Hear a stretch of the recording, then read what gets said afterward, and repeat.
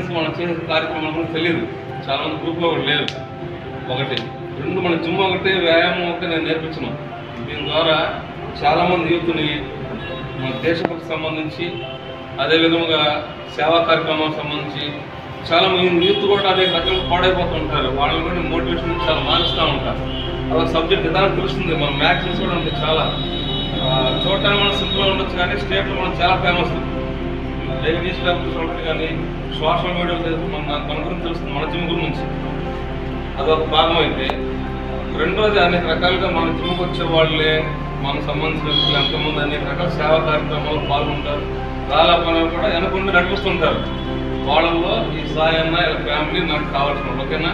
ఎందుకంటే ఈ మధ్యకాలంలో అంటే మనం జిమ్లో మనం డెవలప్ చేసుకోవచ్చు, కేసు పెట్టుకోవచ్చు, లేదంటే రకరకాలు చేసుకోవచ్చు. దాని పరిస్థితి నేను ఏదో ముందు స్టెప్ తీసుకున్నా, ఏదైనా ఫీజులు పెంచినా కూడా స్టూడెంట్స్ అంత ఇబ్బంది అవుతుందని నేను బ్యాలెన్స్ కలుపుతూ ఉంటాను. 2-3 నెలల్లో ఎందుకు మనం అడ్జస్ట్మెంట్ అవుతాము అనేది కూడా చేస్తూ ఉంటాం. కాకపోతే ఇప్పుడున్న పరిస్థితులను అన్న తెలుసుకొని అన్న మనకి జిమ్కి పౌడర్ వండించాడు, ఓకేనా? అందరూ మనందరం తరఫున ఫ్యామిలీ కాదు.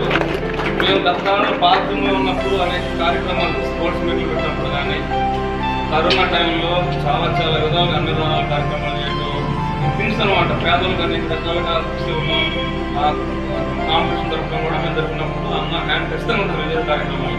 ఎందుకంటే వాళ్ళ గురించి మనం తెలుసుకోవడం, చెప్పడం కూడా మనం బాధ్యత కాబట్టి అందరికీ ఆ ఫ్యామిలీ మనం ఒకసారి గట్టి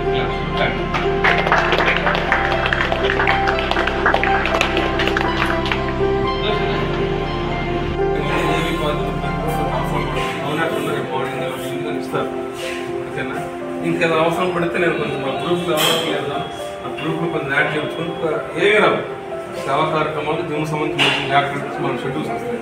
నాకు యాడ్ చేసుకున్నాను గ్రూప్లో. ఇంకా ఏ పాజిటివ్ మన ఫ్రెండ్స్ వాళ్ళు ఇవ్వాలనుకున్నారంటే ముందు చెప్పుకోను, సరేనా? వాడికి రేపు అవకాశం ఇస్తారు. వచ్చిన తర్వాత ఆయన మన అందరికీ